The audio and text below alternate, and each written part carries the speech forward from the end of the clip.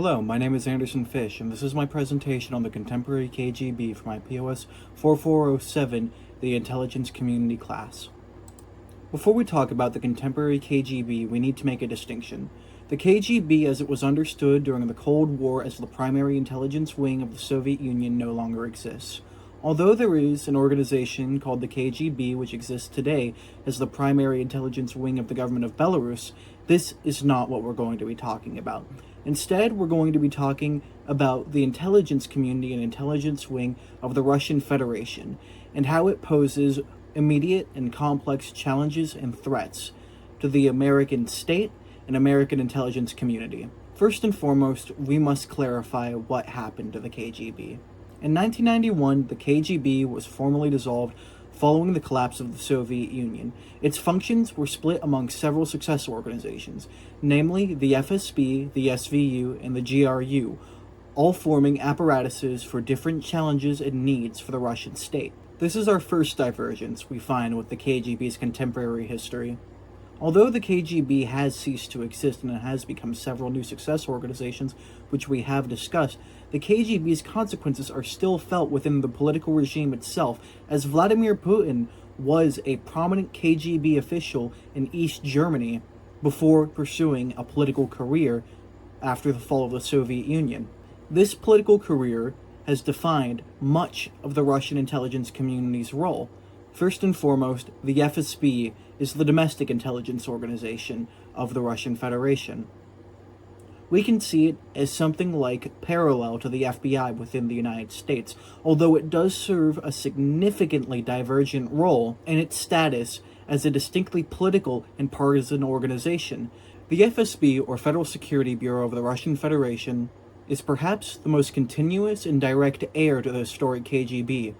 The FSB oversees all domestic security and intelligence matters of the Russian Federation, from border patrol to anti-terrorism and even the persecution of political threats to the Putin regime.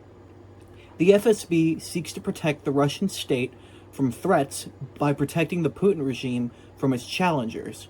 This distinction, serving the ruler rather than the nation, is the defining characteristic that differentiates it from democratic intelligence services and makes it a direct continuation of the KGB's political repression doctrine. If the FSB could be viewed as something like a Russian FBI, then what could be viewed as a Russian CIA would be the SVR for its foreign intelligence and active measures capabilities.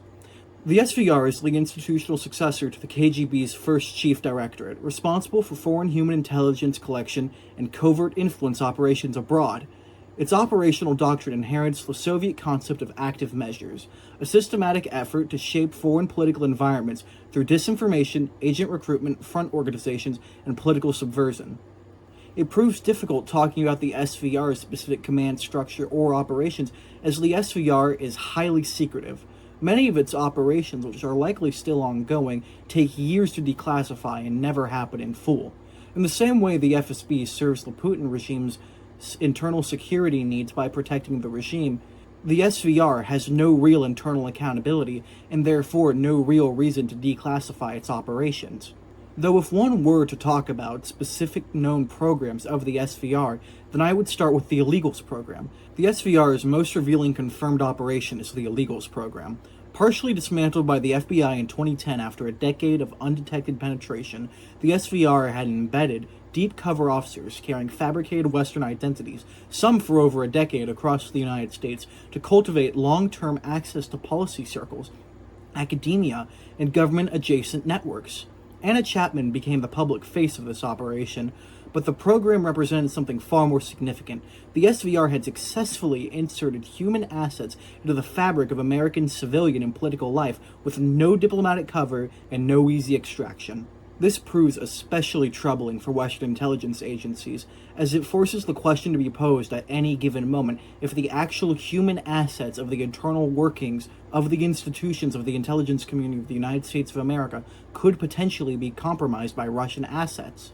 However, the Russian intelligence community isn't just limited to outright covert action completely secretive.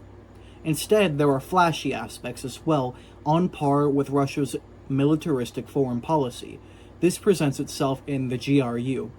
Where the SVR operates with patience, the GRU operates with aggression. Russia's Military Intelligence Directorate is responsible for operations that define Western perceptions of Russian intelligence, such as the 2016 DNC hack, the 2018 Salisbury Novichok poisoning of Sergei Skripal, the 2007 cyber attack on Estonia's entire national infrastructure, and battlefield intelligence operations across Syria and Ukraine. The GRU functions as the sharp edge of Russian active measures, deniable enough to avoid direct state attribution, but brazen enough to send a message. Critically, GRU operations are not rogue actions. They reflect deliberate Kremlin decisions to operate below the threshold of conventional warfare, while achieving strategic effects. For the American intelligence community, the GRU represents the primary operational threat, the instrument Russia deploys when it wants results faster than the SVR's generational timeline allows. But talking about the three of these organizations with only broad examples doesn't capture the big picture of Russia's covert intelligence actions in the modern era. And this brings us to both near and abroad. One of Russia's most notable international covert actions is its propensity for manufactured separatism. Russia's intelligence services exploit ethnic tensions and grievances to create frozen conflicts blocking NATO and EU integration. South Ossetia and Abkhazia detached from Georgia in 2008 with Russian military help. Crimea was annexed via FSB-coordinated operations in 2014. Donbass was debatably the first step of the modern Russo-Ukrainian war, as conflict initiated through SVR and GRU infiltration led to local recruitment of Russian-speaking Ukrainian citizens, and something on par with the domestic insurgency or civil war that then in 2022 gave way to the Russian invasion. Even in the NATO bloc and EU, in places like Narva, Estonia, where 97% of the region's population speak Russian, the FSB, GRU, and SVR all operate in tandem to create situations favorable to the subversive and covert goals of the Russian security apparatus. Even outside of Russia's immediate neighborhood, Russian intelligence reaches. Using KGB legacy, institutions like the Wagner Group, the Africa Corps, and other Soviet successor networks operate successfully across Mali, Niger, Burkina Faso, the Central African Republic, Libya, and Sudan, the same regions where Soviet active measures ran deepest.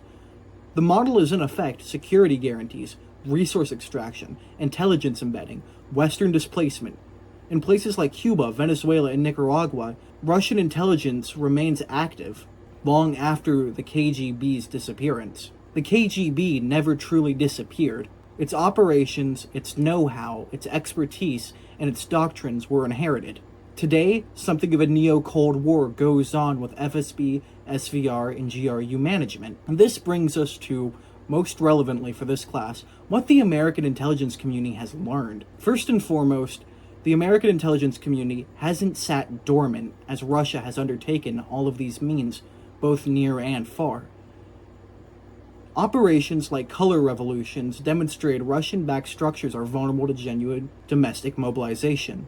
Color revolutions being when the United States, via both formal and covert operations, backs anti-Russian and pro-democratic protests and people's movements all across the former Soviet bloc and even beyond. Doing this hasn't been without accusation, though preemptive declassification before the 2022 invasion denied Russia narrative control. Financial exposure of oligarchic networks raises operational costs. NATO forward presence counters FSB separatist exploitation. The core lesson for the American intelligence community is structural. Russian active measures do not invent grievances. They find and operationalize real ones. You cannot counter them purely through counterintelligence or military force. You have to reduce the vulnerabilities being exploited in the first place. This is the color revolution motif. The Russian intelligence community doesn't just present a direct challenge to the American intelligence community, but also a stark reminder, one that we directly grapple with in this course, POS4407, and that is the endpoint of intelligence politicization. That whenever the intelligence community directly serves the needs of the regime rather than the state, the intelligence community itself becomes compromised. And we see this in Russia's failures in Ukraine and Africa. That whenever an intelligence community is so dominated by the regime's wishes and needs, and not the immediate pragmatic needs of the state, intelligence ceases to be effective in the first place. and instead simply becomes a category of yes men for the despot. Thank you for watching.